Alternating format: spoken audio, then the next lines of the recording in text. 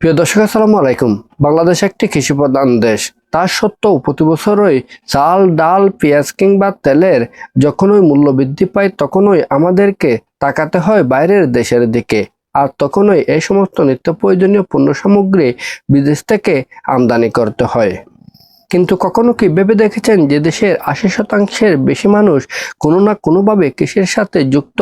সে দেশের মানুষের ক্ষুধা নিবারণের জন্য কেন বাইরের দেশ থেকে খাদ্য আমদানি করতে হয়? আমাদের কৃষি কি সত্যি স্বনির্ভর, নাকি কোনো বৃহৎ সিন্ডিকেট তথা কর্পোরেট ব্যবস্থার হাতে বন্দী?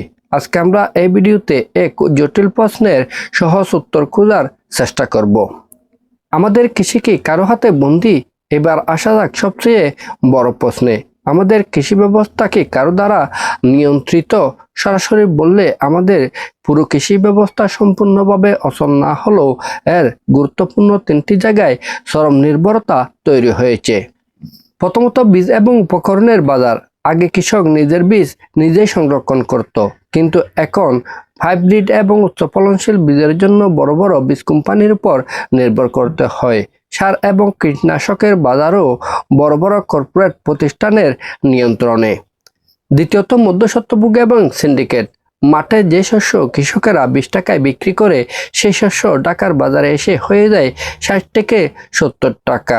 মাঝখানের লাভটুকু চলে যায় পড়িয়া, আড়তদার এবং শক্তিশালী সিন্ডিকেটের পকেটে। ফলে কৃষকেরা যেমনইভাবে ন্যায্য মূল্য পান না, তেমনইভাবে ভোক্তারাও সঠিক দামে ন্যায্য দামে শস্য কিনতে পারে না। তৃতীয়ত, কোল্ড স্টোরেজ বা সংরক্ষণের অভাব। সঠিক সংরক্ষণের অভাবে প্রতি বছর আমাদের উৎপাদিত শাকসবজি, ফলমূলের 25 থেকে 30% পচে নষ্ট হয়ে যায়। ফলে বাজার সামাল দিতে সরকারকে আমদানির উপর নির্ভর করতে হয়। এ বন্দিদশা থেকে মুক্তির উপায় কি? প্রথমত, ন্যায্য মূল্য এবং বাজার ব্যবস্থার সংস্কার। কৃষকের কাছ থেকে সরাসরি পণ্য কেনার জন্য ডিজিটাল প্ল্যাটফর্ম এবং স্থানীয় আড়ত ব্যবস্থার সংস্কার করতে হবে। দ্বিতীয়ত, স্থানীয় বীজ এবং গবেষণায় জোর। বিএআরআই এবং ব্রির মতো সরকারি প্রতিষ্ঠানগুলোকে দেশীয়, জলবায়ু সহনশীল এবং সাশ্রয়ী বীজ উদ্ভাবনের জন্য তাদেরকে আরও বেশি বাজেট দিতে হবে।